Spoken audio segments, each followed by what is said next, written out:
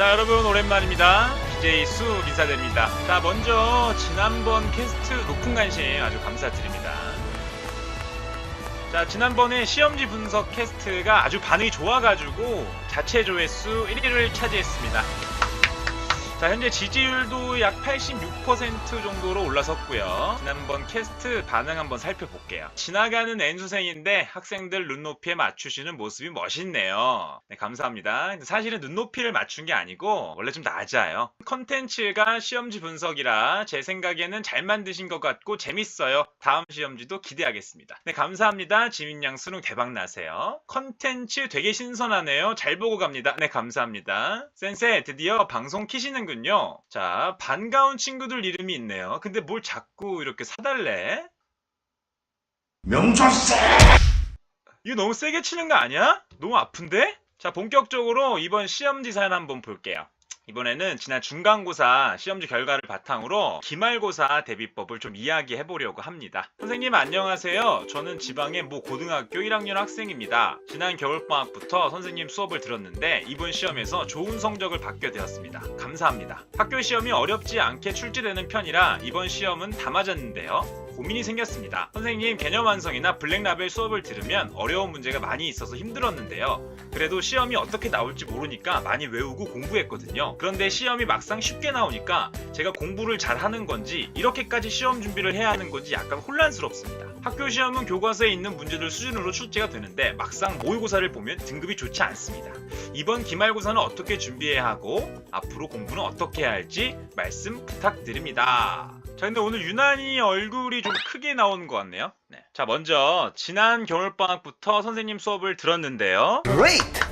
이번 시험은 다 맞았습니다. Great! I like it. 개념 완성이나 블랙라벨 수업을 들으면 어려운 문제가 많이 있어서 힘들었다는 부분.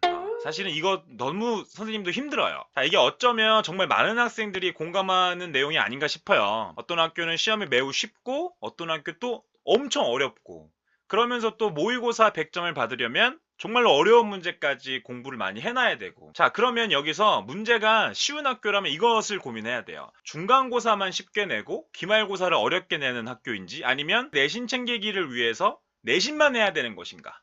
이거는 우리가 그 시험지 문제를 좀 분석하면서 한번 이야기해 보도록 하겠습니다. 그런데 선생님이 학교 다닐 때 정말로 내신 파이터였는데 이게 나중에는 수능을 볼 때 굉장히 큰 약점으로 작용을 하더라고. 그러니까 여러분이 공부를 할 때 내신이든 수능이든 이런 걸 구분을 지어서 구분하지 말고 전체적으로 여러분들의 수학적인 능력을 끌어올리기 위해서 어느 정도는 어려운 문제도 풀어내 가면서 실력을 좀 쌓아야 되지 않나 그런 생각을 하기도 합니다. 자, 먼저 1번, 2번, 3번, 4번 문제를 보면 굉장히 쉽네요. 근데 뭐 이거는 모든 학교 마찬가지니까.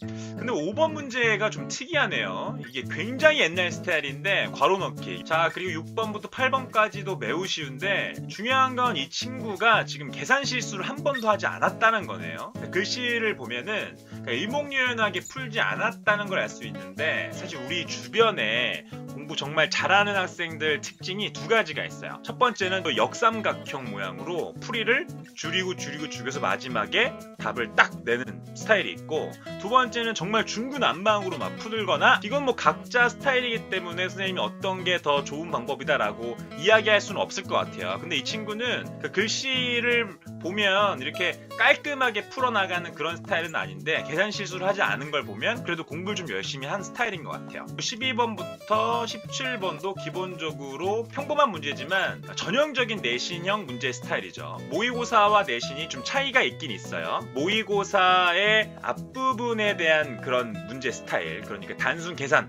그런 문제들이 주로 출제가 되었네요. 자, 그리고 서술형으로 넘어가서 서술형 문제는 그래도 좀 어려웠습니다. 자, 여러분, 서술형 문제 풀 때 정말로 생각을 해야 되는 게 과연 내가 어디까지 설명을 해야 되는 것인가, 이거 많이 고민하잖아. 근데 정말로 서술형을 쓸 때는 여러분이 채점하는 사람이 완전 수학을 못하는 바보 이라고 생각을 하고 문제를 상세하게 적어줘야 돼요. 그래야지 감점을 안 당하는데, 이거는 그래도 알 수 있지 않을까 라는 생각을 하는 순간 감점 요인이 발생될 수 있고 아주 상세하게 적어줘야 된다는 거. 자, 그런데 여기서 문제는 서술형 문제를 풀면서 시간이 부족할 수 있다는 거죠. 이왕이면 여러분이 시험지에 완벽하게 구성을 한번 해봐서 옮겨 적는 것보다는 시험지에는 내가 흐름을 놓쳐야 되지 않아야 될 부분을 요약해서 좀 정리를 하고 그것을 조금 더 상세하게 내가 답지에 풀어나가는 게 더 중요한 것 같아요. 그래야 시간이 부족하지 않은데 대부분 우리 친구들은 객관식 문제 푸느라 시간을 다 소비해서 그냥 점수를 버리는 경우가 좀 있지. 이거 너무 아깝죠. 자, 특히 서술형 3번 같은 경우에는 교과서 읽어보기 이런 데 나오는 문제죠. 철수와 영희가 등장하는 문제 있잖아. 여러분이 이런 부분까지도 세세하게 좀 읽어보셔야 돼요. 예제가 있고 중단원이 있고 대단원이 있는데 읽어보기, 생각해보기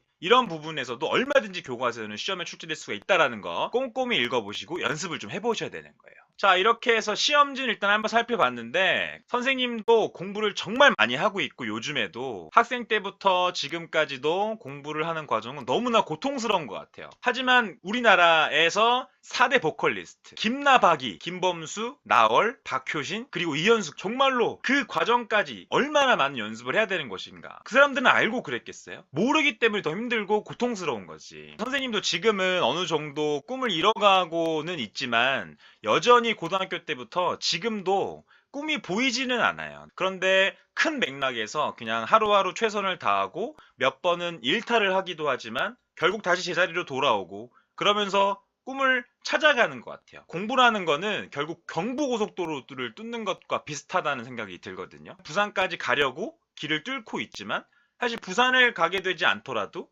대전이라든지 여하튼 여러 군데 갈 수 있게 되는 거거든요. 여러분도 이번 시험에서 내 인생에서 가장 큰 목표가 이것이다 라고 생각해서 부담을 가지는 것보다는 지금 내가 공부하고 있는 과정이 고속도로를 뚫는 과정이다 생각하고 꾹 참고 이겨냈으면 좋겠어요. 자, 그러면 여러분들 모두 이번 기말고사 잘 보시고 사연을 남겨주시는 분들에게는 소정의 상품 있다는 사실 또 알려드리면서 우리는 다음 캐스트에서 만나도록 하겠습니다. 안녕. To just one man.